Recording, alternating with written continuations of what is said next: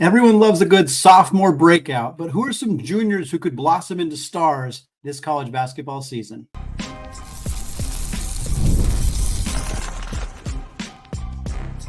You are Locked On College Basketball, part of the Locked On Podcast Network.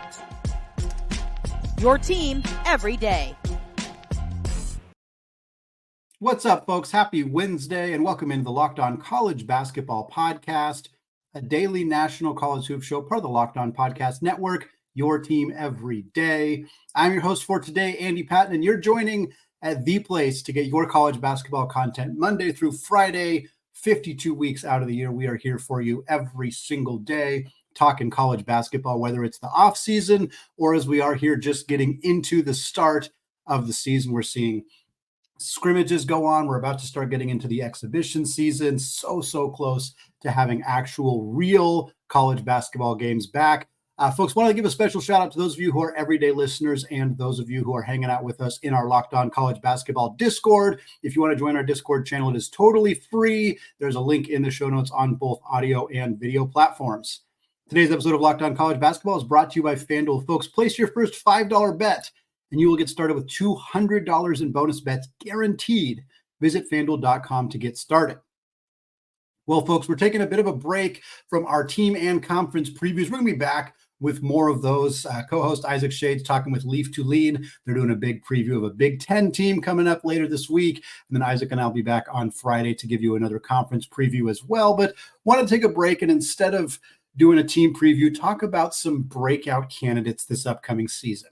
And for those of you who are everyday listeners, we did do a sophomore breakout episode earlier in the offseason talking about some guys who transferred to new schools after a freshman year that didn't quite go the way they wanted it to. We talked about some guys who transferred down to the mid-major level who we think could potentially have a breakout. But instead of focusing on sophomores, I think that's the obvious breakout candidates typically come for that sophomore season. Wanted to see if we could find some breakout candidates who have already been in college basketball for 2 years, who are potentially going to break out as juniors. And so what we've done is we have 6 players that we're going to discuss today, 2 per segment, 1 from each of the Power 5 conferences, and then 1 coming from the mid-major level. That player is a transfer down coming from a Big Ten school to a school in the A10. We'll get to them to close out the show, but I thought it'd be a good opportunity to talk about some guys who maybe haven't done a ton in their first 2 years of college basketball, maybe have been playing behind some other players and now have an opportunity to really blossom in their third season. We'll start in the ACC. The majority of the players we're talking about today happen to be bigs. We got a couple guards at the end of the show, but mostly talking about bigs. And we're starting with Jalen Washington at North Carolina. Felt like one of the more obvious candidates on this list as speaking with people plugged in with the North Carolina program, including co-host Isaac Shade. It sounds like Washington is probably going to be the primary beneficiary of Armando Bacot's departure after being at Carolina for a very long time. Washington has spent the last 2 seasons as a reserve at North Carolina, playing behind Bacot, behind Ingram, behind others in that front court. He was a 4-star prospect coming out of high school, 68th ranked player in the 2022 class. As a freshman in 22-23, Washington played in 20 games, averaged about 6 minutes a game, 2.5 points, 1.4 boards, shot about 57% on 2-pointers, took 7 3-pointers, did not knock any of them down. Last year, saw an increase in playing time, played 37 games for the Tar Heels, played about 8.3 minutes per game, averaged about 4 points and 2.5 rebounds per game, was incredibly efficient. Obviously, the sample size was pretty small, but we saw Washington shoot 74.2% on 2-point attempts, just about 3/4 of his 2-point attempts went in last year. He also shot 53% from 3, which looks incredible. It is 8 of 15, so not exactly somebody who is lighting it up from beyond the arc, but still encouraging to see him knock those down. It was probably a bit of positive regression after going 0 of 7 the year prior. But we saw some nice performances from him. He had 17 points and 7 boards against Notre Dame in just 16 minutes. That was on 7 of 9 shooting. At 11 points and 6 boards in just 12 minutes against Syracuse on 4 of 5 shooting. And again, the main reason for Washington being here is we saw some really key departures in North Carolina's front court, notably Armando Bacot, a guy who was a double-double machine, was one of the most prolific rebounders in North Carolina basketball history, tremendous talent, He is out the door, out of eligibility. Harrison Ingram, their starting power forward last year, is gone. And throughout the offseason, North Carolina was connected to multiple high-profile bigs in the transfer portal. Whether it was Cliff Omoruyi, who ended up going to Alabama, whether it was Coleman Hawkins, whether it was many other players that were in that conversation for the Tar Heels. We did see them land some guys. They landed Van Allen Lubin from Vanderbilt. He comes over, but it wasn't a particularly impressive class in the front court for North Carolina. And I think that's kind of an indication that Hubert Davis and their staff felt comfortable knowing that a lot of those minutes in the front court are going to be absorbed by Washington. I think we can expect to see him in that starting lineup coming into the season. Obviously, you got RJ Davis and Elliot Cadeau are going to start in the backcourt. I expect Cade Tyson, the transfer from Belmont, is going to start at one of the wing positions. Probably one of the freshmen, Ian Jackson or Drake Powell, is going to start as well. So that's your 4 starters there. Maybe Tyson playing some small ball 4. And then Washington, he's 6'10". He's got a 7'4" wingspan, soft touch around the rim. Hasn't shown a lot of prolific shot blocking ability, but with the size and the strength, you'd expect that that's maybe an area he could potentially improve. I think we're going to see Carolina play a little bit faster, a little bit quicker, try to get out in transition more, be a little bit less bogged down in the half court by somebody like Bacot. So I think Washington fits into that well and can be somebody who really has a strong junior year after being a more or less bit player, a bit of a role player for the Tar Heels the last couple of years. Moving on to the Big East Conference, player we're talking about out of the Big East is Ben Gold, power forward for Marquette and Shaka Smart's team. I picked Gold over Chase Ross, who's also a rising junior for this Marquette team, mostly because Ross is a bit more well-known. I averaged over 6 points a game last year. I think he's going to have a very good season and will probably kind of look like a breakout candidate at the end of the year. But Ben Gold's less heralded, and I think wanted to highlight him here in this conversation because, of course, Marquette lost Oso Ighodaro. Their starting center last year goes to the NBA alongside Tyler Kolek, and Marquette very famously did not add any players in the transfer portal. It's not something that Shaka Smart really believes in, is more or less the reasoning that they've given in the past. And they like their player development system. They like their next man up mentality. And I'm not going to argue with the success that Shaka Smart and Marquette have had in this transfer portal era. And Ben Gold kind of fits into that mold of somebody who could step into a bigger role in the absence of Oso in the front court. Gold's a 6'11" big from Australia. As a freshman, about 8 minutes a game, 2.5 points, 1 board, was 30% from 3 on 15 of 50 shooting. And then last year, 37 games, 2 of them were starts, averaged about 17 minutes a game. So more than doubled his playing time from year 1 to year 2, 5 points, 3 boards, really efficient on 2-pointers, 75.8%, also about 36% from 3. But the main thing I'm very interested about, and we spoke about this in the Marquette team preview episode with Leaf Tulane, if you missed it, is that Oso and Ben Gold are very different players. And Davis Joplin is still back. He's going to be a starter. He's going to be a big-time player. He's a rising senior, I believe, averaged about 10 points per game last year. So he's still in the mix, but Gold's kind of the main player replacing Ighodaro in terms of playing time, but they don't play the same style at all. Oso averaged over 9 2-point attempts per game last year and 0.1 3-point attempts. Meanwhile, Ben Gold averaged 2.3 3-point attempts per game last year and less than 1 2-pointer. I mentioned Gold shot 76% from 2. Yeah, that's because he took almost none of them. He was 25 of 33 from 2-pointers. Meanwhile, he was 42 of 117 from 3. So he took 117 threes and 33 twos. Massive difference. Marquette next year, if Ben Gold is replacing Oso in terms of minutes, they're going to look different. Oso was a low post scorer. He had that little floater that was excellent, but he dominated on the block. Ben Gold is not going to do that.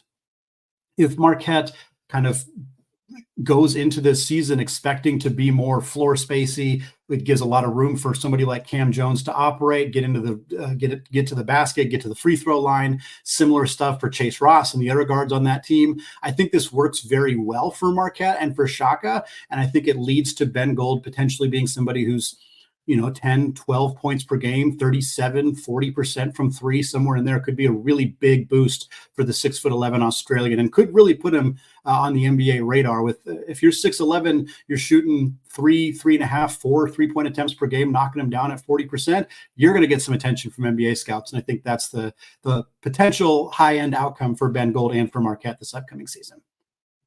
Well, speaking of teams that don't ever add players from the transfer portal, it is never easy to replace a two-time National Player of the Year, but Purdue, they are well equipped to do so. We're going to discuss why in just a second. But first, folks, let's talk about FanDuel. NFL fans, you can start the season with a huge return on FanDuel, America's #1 sportsbook. Right now, when you get a hunch in the middle of a game, you can check out the latest stats, view live play-by-play, and so much more, all on the same page where you place your bets. And you can get started now with $200 in bonus bets. That's guaranteed whether you win or lose, as long as you place a $5 bet. I'm talking national title odds. North Carolina, we started with them on the show. Let's talk about their odds. Plus 2,000 right now to take home the national championship in 2025. Same odds as Gonzaga and Iowa State. So if you like those odds or any of the other odds on FanDuel, go to FanDuel.com now and place that $5 bet. FanDuel, America's #1 sportsbook. All right, folks, segment 2, still Andy Patton, still locked on college basketball, still talking 6 junior breakout candidates for the upcoming college basketball season. We talked about Jalen Washington at North Carolina and Ben Gold at Marquette in the first segment, representing the ACC and the Big East. Here in segment number 2, we're talking Big Ten and SEC. We'll start in the Big Ten. Most of you, or many of you, have probably already figured out who we're talking about since we teased it being Purdue. That is, of course, Trey Kaufman-Renn entering his junior season for Matt Painter and the Boilermakers. Been at Purdue the last couple of years, of course, playing behind Zach Edey, the back-to-back National Player of the Year. Kaufman-Renn was a 4-star prospect out of high school. He was the 50th ranked player in his recruiting class. But yeah, he's been behind Zach Edey, or I guess as a freshman, he played behind Zach Edey. As a sophomore, he actually started next to Zach Edey, just was not getting as many touches. When you have a player like Zach Edey on your roster, that is totally understandable. As a freshman, Kaufman-Renn played 35 games, about 11 minutes a game, 4.5 points, about 2 boards. Was effective 54.5% on 2-pointers, shot 25% from 3. Last year started 39 games for Purdue, only played 17 minutes a game. That's something we've seen from Matt Painter. It's something we saw with Edey. It's something we saw with some of the other bigs pre-Edey. It's something we saw with Kaufman-Renn. A lot of the bigs start but don't play huge minutes. They had the depth to be able to handle. Edey played big minutes last year, but Kaufman-Renn rotated in with Mason Gillis and a handful of other guys to kind of keep the rest of the bigs relatively fresh. Last year, Kaufman-Renn averaged 6.5 points and 4 boards, was 53.5% on 2s, was 33% from 3. I saw a stat on the Purdue website that said every game that Trey Kaufman-Renn hit a 3, Purdue won. He went 8 of 24 for 3. Purdue won a lot of games last year. I'm not sure that's super, like those things are necessarily related, just kind of a funny fact that I saw on the website there.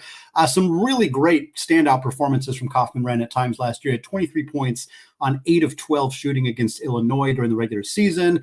He was really good in the first 2 rounds of the NCAA tournament as well. 11 points, 7 boards versus Grambling in that first round game, and then 18 points, 8 boards, 3 assists, and 2 blocks against Utah State in an absolute blowout win for Purdue over that Aggie squad.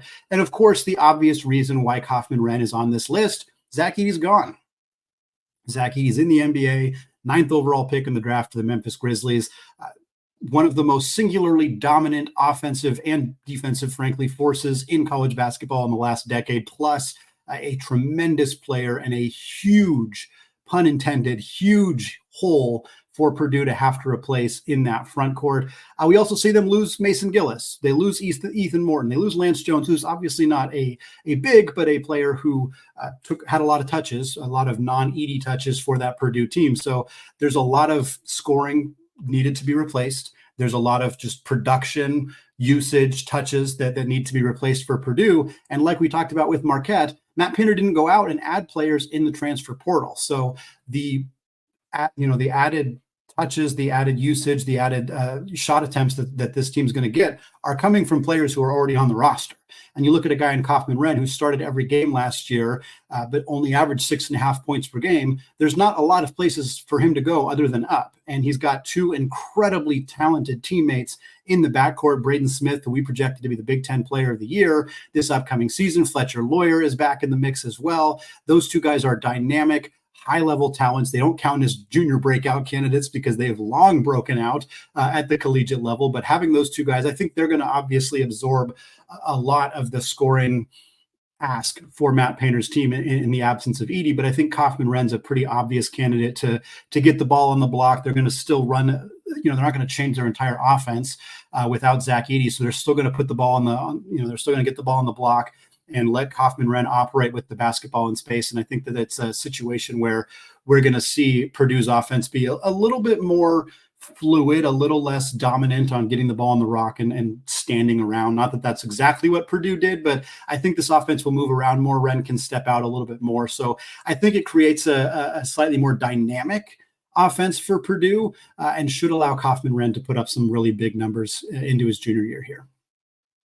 SEC was the toughest, I guess the second toughest to pick. Obviously, picking from all of the mid-major schools was a little bit challenging as well, but there was not any super obvious candidates in the SEC unless I'm missing somebody, but there was some kind of, okay, that guy could work, that guy could work, that guy could work. I thought about a Duke Thiero.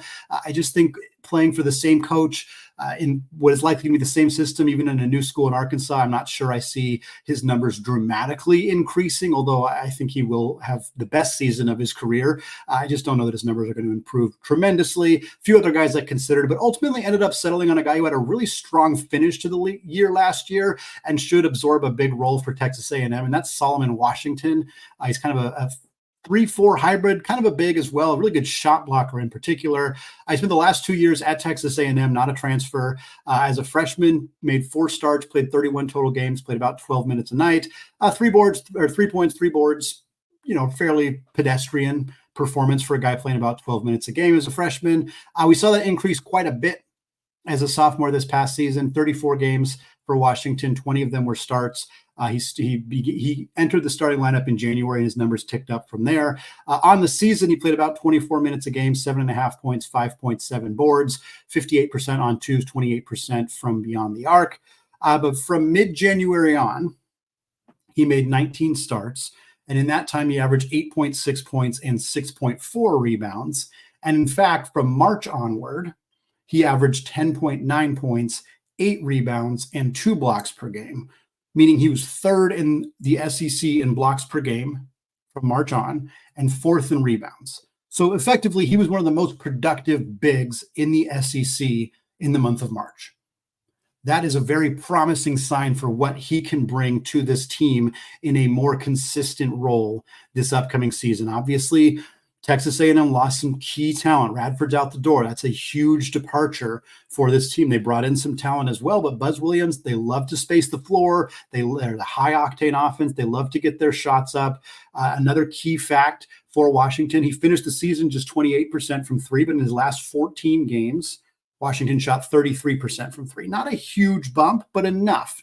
The difference between a power forward shooting 28% and 33% from three may not seem super significant, but it's enough to trust him more to shoot the basketball. I think you assume that he continues to improve in that area. If Washington can be a 35, 36, 37% three-point shooter on 2.5 attempts per game, which feels very feasible, that is a different dynamic for this Texas A&M team. You're talking about a guy who shoots 35% from three, who also, last year blocked 2 shots per game in March, ended up finishing the season, I don't know his total season, but he blocked 1.5 shots per game for the last 2 months of the season.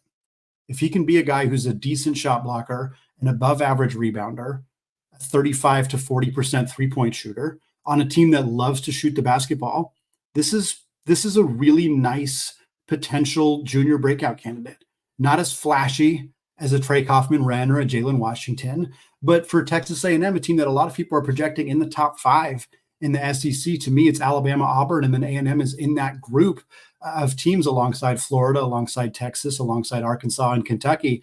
And I think for A&M to be at the top of that conversation to get a double bye in the SEC tournament where you got to be a top 4 seed. If they do that, I can guarantee you right now, if Texas A&M is a top 4 team, a big part of the reason they're in that conversation is that Jalen Washington has the best season of his college basketball career and is a player that previously hasn't been discussed all that much, but is starting to turn some serious heads in his junior season for the Aggies. Well, folks, a serious injury prevented our Big 12 breakout candidate from doing so as a sophomore. Now we wonder if this could be the year for him to do so. We're going to discuss that and our mid-major candidate coming up in just a second. Right after I tell you folks about Game Time. Going to live events is the best, whether it's music, whether it's theater, whether it's comedy. College football is back now, and college basketball is just a few weeks away as we're recording this. And I am looking forward to making a bunch of new memories this college basketball season. And great news, when you're getting tickets for this year, Game Time has a new feature called Game Time Picks that makes getting those tickets for your favorite live events even easier. Game Time Picks filters out the fluff to show you only incredible deals on great seats so that you don't have to waste time searching through thousands of tickets. Whether it's Game Time's ticketing coverage, the lowest price guarantee, or the panoramic views from your seat in the app, Game Time has you covered. 2 teams we've already talked about today, Marquette, Purdue, they're playing each other in Milwaukee in an epic non-conference game. And folks, you can get 2 tickets to this game for $38 a piece. That is an incredible deal on Game Time. So take the guesswork out of buying tickets with Game Time. Download the Game Time app, create an account, and use code LOCKEDONCollege, and you'll get $20 off your first purchase. You could go right now and get 2 tickets to that Purdue Marquette game for $56 total. Create an account, redeem code LOCKEDONCollege now for $20 off. Terms do apply. Download the Game Time app today. Last minute tickets, lowest prices, guaranteed. All right, folks, closing out the show with 2 more breakout candidates, talking Big 12 and then talking mid-major level, picking a player transferring into the Atlantic 10 Conference to close out the show. We start, though, with the Big 12 candidate here. Again, maybe some of you guessed it from the teaser. We're talking Terrence Arceneaux, guard wing hybrid for the Houston Cougars entering his junior season. Not a transfer, spent the first 2 years of his career at Houston, but injuries, an Achilles injury limited him to just 11 games last year. We saw a lot of promise from him as a freshman in the 22-23 season, played 34 games for Houston, started one of them, averaged about 14 minutes, 3.7 points, 2.5 boards per game. Not a prolific three-point shooter that season, was just 25% from beyond the arc. And then as a sophomore in that 23-24 season, Arceneaux just played 11 games. And in those 11 games, he averaged 18 minutes per game, 5.5 points, 4.5 boards, 28.6% from 3. We saw flashes of him potentially putting together a breakout sophomore season, but unfortunately he suffers the torn Achilles, misses the entire season, the entire rest of the season.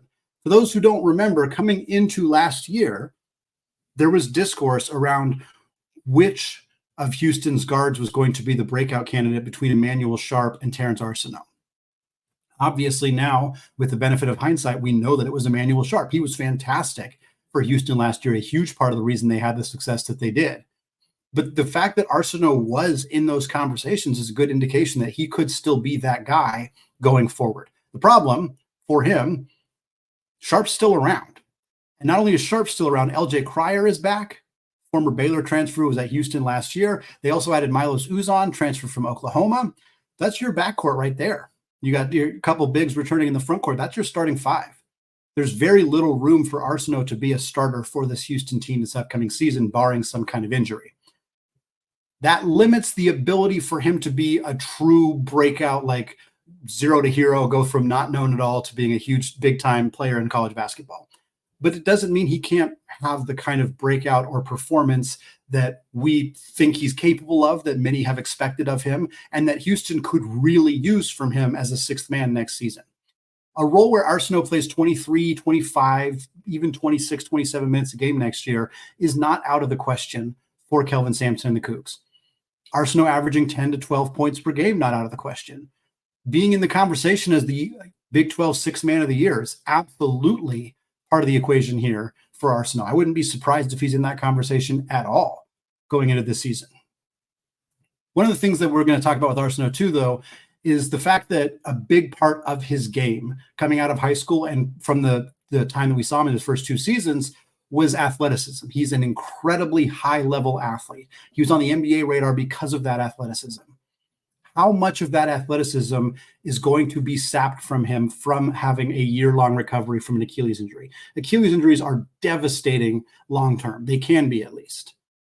That's the big question for Arceneaux. If he's not the same caliber of athlete, if he's 90% of the same athlete, that's probably still going to work. But if he's 65% the same level of athlete, how much does that impact his ability to reach that sky-high potential and be that kind of impactful player for Kelvin Sampson's team this upcoming season? That's the big question for Arceneaux. I believe the talent is there. We haven't seen him scratch the surface as an outside shooter, something that scouting reports from him out of high school indicated they believe he would be able to produce in that area. If he can be a 35, 40% three-point shooter, that's going to be really valuable, especially if that athleticism is not quite at the level that many people expect it to be. Arceneaux is a bit of a riskier pick in terms of projecting a breakout candidate because there's not room for him in the starting lineup, because he's coming off of a serious injury and there's some question about what kind of athlete he's going to be. But the potential is as high with Arceneaux as it is with anybody on this list. Whether he reaches that potential or comes anywhere close to it remains to be seen. Houston is in a fortunate position where their season is not going to be make or break based on how Terrence Arceneaux does. But I'll tell you this, if Houston wants to break through and not have those early exits that have plagued them the last couple of years and be in the Final Four, be in the national championship, taking home a trophy, bringing it back to Houston, Arceneaux being healthy and the same level of explosive athlete is a huge potential X factor for them. Closing out the show with our final candidate here, a mid-major player. I was kind of targeting guys who transferred from the high major level down to a mid-major school. We see guys like that often have big-time seasons. Found a candidate that I think makes a lot of sense here. Was not recruited, I don't believe, by Adrian Wojnarowski, as he was on St. Bonaventure's roster prior to Woj taking that job as the Bonnie's general manager. We're talking Dasonte Bowen, a former point guard for the Iowa Hawkeyes, spent his first 2 seasons at Iowa as a freshman, played 26 games, started one of them in 9 minutes, averaged about 3 points and 1 assist. As a sophomore last season for the Hawkeyes, Bowen played 25 games, made 8 starts, played 13 minutes a game, 4.5 points, 2 assists per game.